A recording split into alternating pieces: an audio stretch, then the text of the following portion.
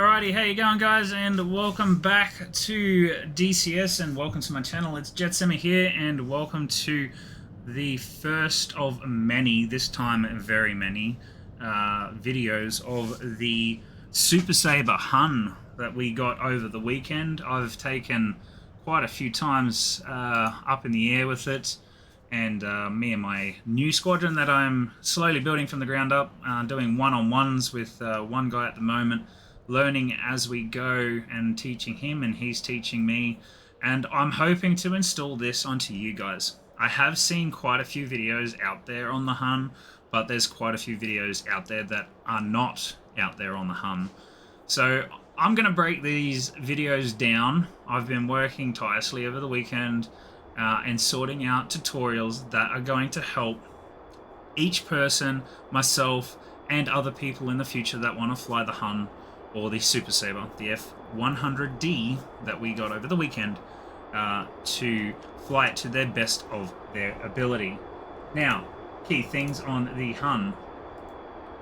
The Hun was one of the first aircraft in the American history from North America, and we know it as the Hun. It was the leading capable fighter bomber of the US Air Forces in Vietnam. It flew over 360,000 sorties in Vietnam. It also seen 500 sorties in just under a week in the Battle of Cyprus, or the invasion of Cyprus from Turkey. I think that one was back in the 50s or whatever it was. I can't remember exactly. The Hun was manufactured around the 50s. First flight was in 1953, entered service with the US in 1954. It has a Mach speed of 1.3, and it is the fighter bomber, first supersonic aircraft of its time, capable of delivering its ordnance in the nick of time. Originally designed as an air superiority fighter, it evolved to an effective bomber, which flew successful missions in the Vietnam War, mostly for close air support strikes, missions, and escort duties. After that, it was success by the F-4 Phantom, which they flew both in the Vietnam and the Cold War, and it was also the key stepping stone between the F-86 Sabre as a light fighter and the bomber. So it was an in-between aircraft of the Sabre slash the F-4 Phantom that you'll also see on this channel in the future as well. So we're going to be breaking these down into quite a few different missions, tutorials, hearsay. So this first one is just the introduction to the Hun and what this is initially for us. So the history of the Hun, which we've just briefly gone over that. The capabilities of it, it is a fighter bomber, and mind you, the Hun has some characteristics that most aviators find when they master it. They are just gobsmacked at how good this aircraft actually is. But anyways, the Hun is a very hard aircraft to fly. So today we're just going to do a cockpit tour. We're going to show you around the aircraft, and pretty much we'll end it there. So without further ado, let's go have a look at the Hun. So as you can see here, we are down at Nellis Air Force Base, sitting here with all the Huns on the deck, ready to go. I have made a livery for myself and my squadron, which basically it's just a livery from another aeroplane that I have copied and pasted and just changed a few things. So you may see it, you may not. But yeah, I've got my squadron patch on there at the front behind the cockpit, and we're pretty much on the ready to go flight line with bombs and with fuel pods and some missiles to do our training in for today. So anyways, we're going to jump in the cockpit, mind the track IR that is about to take over, so I'll just stop that for now and get that all sorted. So we're going to go ahead and jump in the cockpit. So, welcome to the HUN and the office that you will be in the near future. Now, we're not going to go into the nitty-gritty bits of it. I'm just going to show you some of the most major facilities that we have in the aircraft and what you will be using the most. So starting from the left. So at the left, we have the pylon selector. Now, the pylon selector can be automated, which it is for most people if you haven't already gone into the options and selected to disable the automation. So what it is when you jump in the aircraft and you have weapons on board, you need to select the correct loadout on this. So you got a right and left wing, and you have numbers 1 to 10. You will find the numbers and what they are. So 1 is empty, fuel tanks is 2, bombs is 3, and so on and so forth. So if you are to put any weapons on your aircraft in the mission editor or whilst in mission and you have it turned off, you will have to go in here and select what number it is. If you have it set for auto, it will automatically do it for you. So if you can't see it, if you don't have VR or track IR, just leave it alone and just do the automation. Okay. The other thing here we have is the camera. If you're going to use the strike camera, we will use that in the future. Okay, so that is the strike camera location there. Further down and up from the selectors is your missile control when you're doing your missiles. Moving up from that, we have the station release section, which is where you'll have all your stations, left and right wing. You have 3 stations, your outbound, outboard, intermediate, and inboard weapon pylons. You have your F fuses, your FUS, so on safe or normal. You also have your mode select, whether you want sight, radar, manual, labs, labs alt, and LADD. We will go through all those in the future videos. We have bomb armed, so most of the time you're going to go nose tail. The next one, we have the armament selector. What are you firing? That is what you put there. Okay.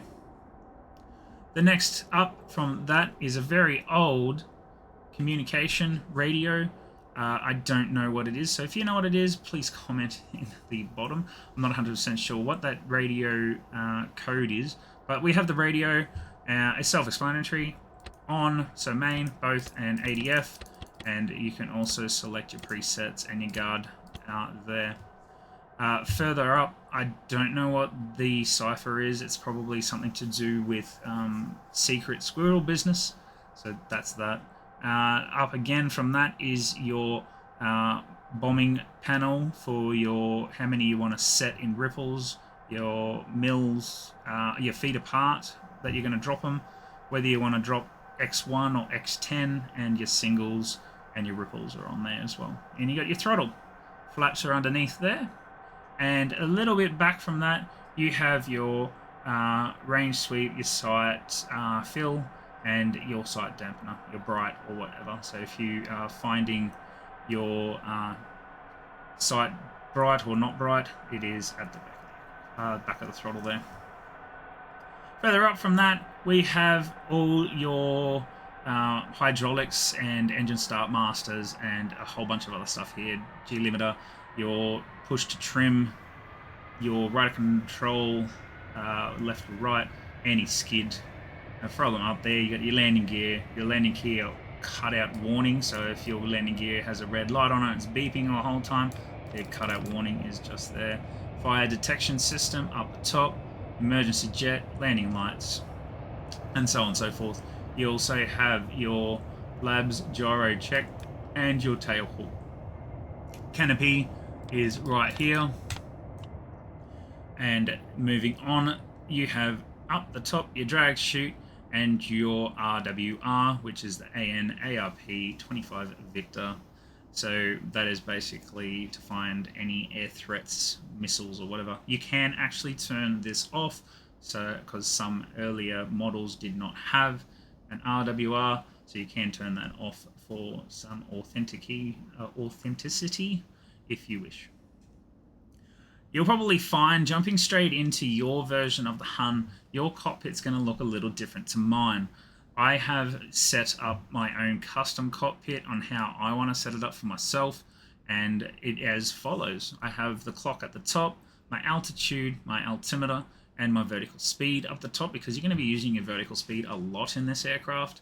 And then underneath is the altitude. We have our HSI, which you will see in most other modern aircraft. I have that behind the stick. Have the magnetic compass on there, the distance to nautical miles, whether you're doing up to TAC cans or ADIs, all that sort of stuff, and you're doing your tracking, navigating, you want your distance, and then your backup compass down the bottom. We have your fuel tank. So with your fuel tanks, you have your forward fuel tank, which is the tank that goes before the engine, and then you have your total fuel on board in the wing as well, in your aircraft.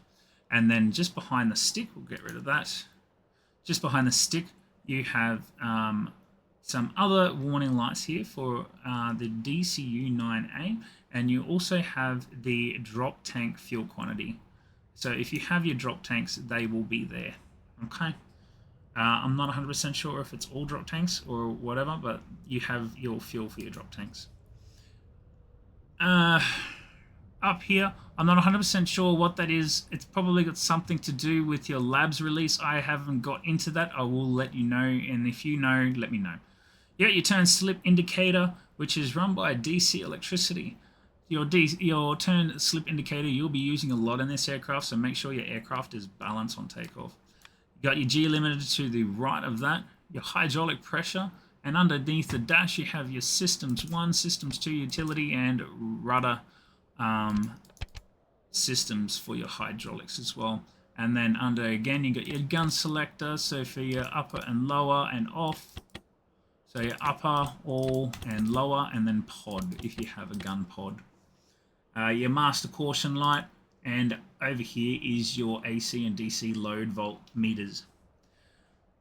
Getting to the engine, you will have your oil pressure, your exhaust temperature, your RPM, your engine pressure, and your ratio takeoff, and your fuel flow for your engine. So you just got 5 gauges for that. To the right of those, you will have all your emergency warning lights, any of the red ones or green ones, all that there. Underneath the 2 red things, you have your AC and DC generator there. Battery, starter, and stop. Then you have your oxygen, your IFF, your ADF, another radio, so it's a radio compass basically, to help you out look for radios. Your TAC can, this here is, so think of your INS system, your radar system in the bigger jets or the other jets. This is your radar. This works with your radio magnetic compass over here. So you can turn it to DG to make sure it is aligned and good with your compass up the top there. Otherwise, you'll have to do that in the air, straight and level. Flick it over DG, set increments, and set your mag, and then bring it back to slave it. Further back, we have our cabin pressure, and then all the... Ooh, sorry about that. All the circuit breakers, left and right circuit breakers there.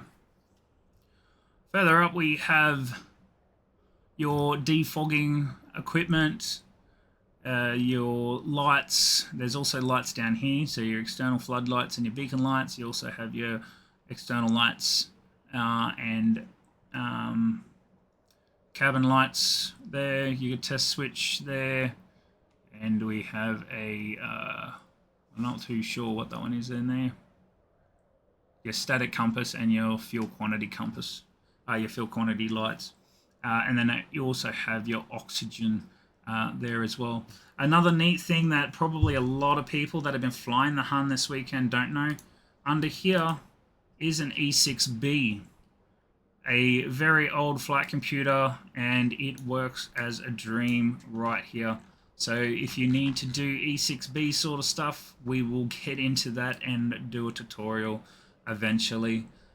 This thing works a dream, and you can figure out a whole bunch of stuff. So that is your E6B. To click on that is just behind here, just above the battery.